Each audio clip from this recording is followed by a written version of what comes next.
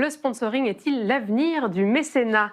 Guillaume Robic, vous êtes consultant, vous avez 10 ans d'expérience dans le mécénat, vous êtes passé par le Louvre, le ministère de la Culture, le Centre Pompidou, la Réunion des musées nationaux, et vous signez une tribune au sein du média Les Échos intitulée « Culture face au risque d'essoufflement du mécénat, mobilisons le levier du sponsoring ». Merci beaucoup d'être avec nous. Merci à vous. Est-ce que, c'est vrai qu'on en parle depuis 20 ans du mécénat, pourquoi est-ce que vous considérez que ça s'essouffle ?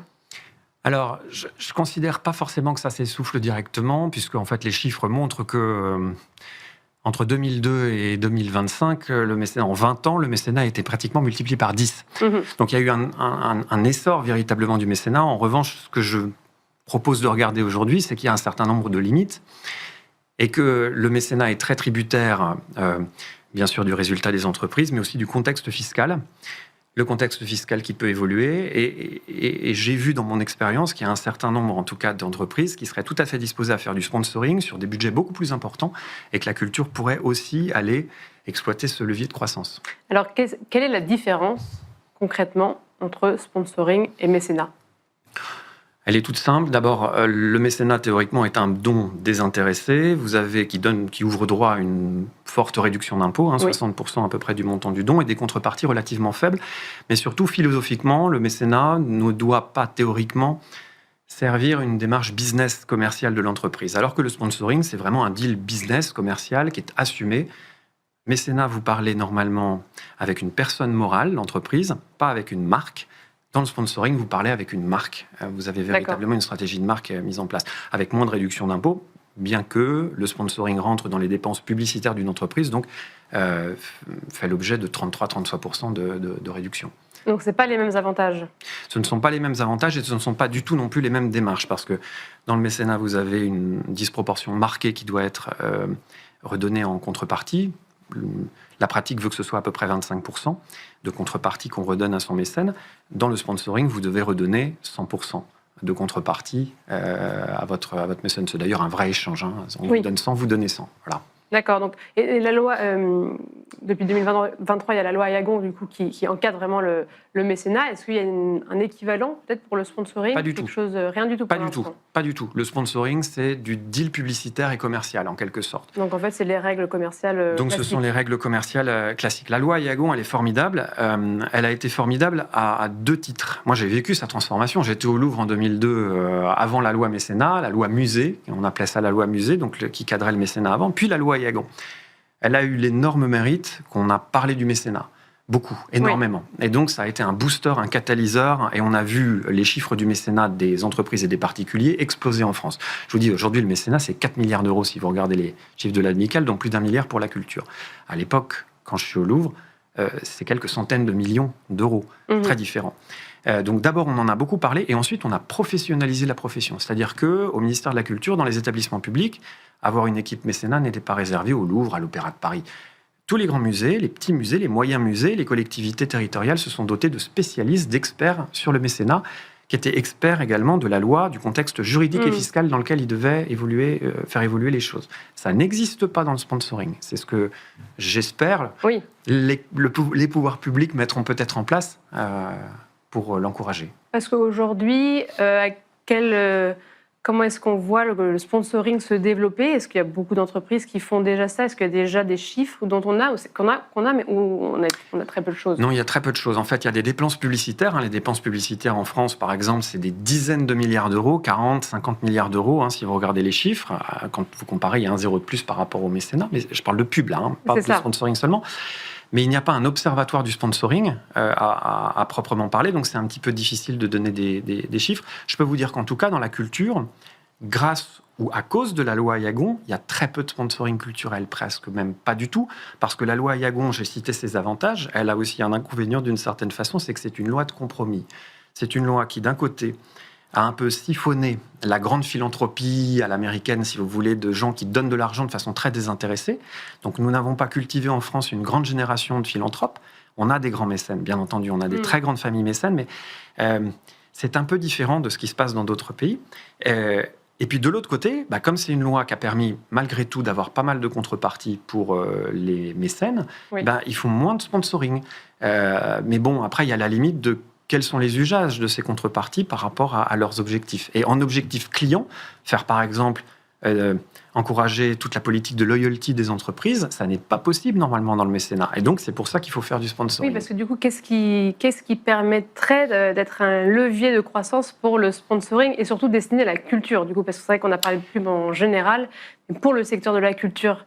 Pour le secteur de la culture, moi j'y vois, il y a deux choses. La première, c'est qu'il faut que les acteurs culturels ouvrent un peu leur chakra. Parce que le monde du sponsoring, moi qui ai travaillé, je vous dis, dans des établissements publics culturels, faire du sponsoring dans le monde de la culture a plutôt tendance à faire hérisser les poils et à être mal vu. Parce qu'on se dit, ça va être une récupération par la marque. Et vous avez tout de suite les caricatures du style, imagine la salle de la Joconde qui devient Coca-Cola. Bon, il y a une grosse limite avec ça. Et la première limite, c'est de faire confiance aux professionnels. La loi Ayagon, la loi mécénat, elle a été mise en œuvre par des équipes professionnelles, de gens qui sont des experts et qui sont très rigoureux. Il faut faire confiance aux équipes. Et je pense que dans le monde du développement, des partenariats, il faudrait faire pareil avec le sponsoring, c'est-à-dire, plutôt que de dire c'est un gros mot, il ne faut pas le faire, aller regarder ce qu'il est possible de faire et faire confiance aux équipes pour, avec une déontologie, avec l'intérêt partagé pour l'entreprise et pour le musée ou l'opéra, savoir où sont les limites et où sont surtout les accords gagnant-gagnant, parce qu'une entreprise, elle n'aurait aucun intérêt à trop s'afficher. Mais limite, du coup, au sponsoring, ça permettrait d'avoir presque plus de transparence, parce que c'est vrai qu'on connaît derrière le mécénat, on a parlé de greenwashing, etc. Il y a tous ces termes-là qui se sont développés.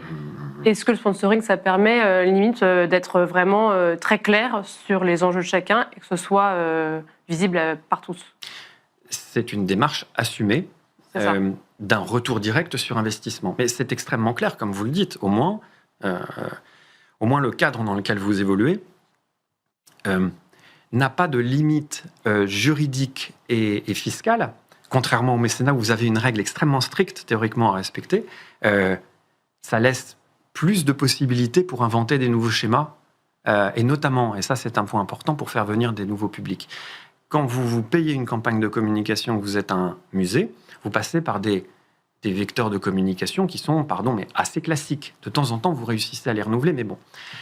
Quand vous faites du sponsoring, l'entreprise qui va vous sponsoriser, elle va parler à ses clients à travers des mécanismes, marketing, CRM, ce que vous voulez, qu'elle a mis en place pour toucher ses clients, pour fidéliser ses clients. C'est valable pour toutes les entreprises, le monde du luxe, l'industrie, les services. Et quand vous, avec votre projet culturel, vous rentrez dans ces canaux de communication qui ont été mis en place par l'entreprise, et le client, il est habitué à ce qu'on lui parle d'un service de l'entreprise, de loyalty, et vous arrivez avec un contenu culturel, ça fait que vous arrivez à un endroit où on ne vous attend pas, et d'un point de vue communication, souvent, c'est très win-win.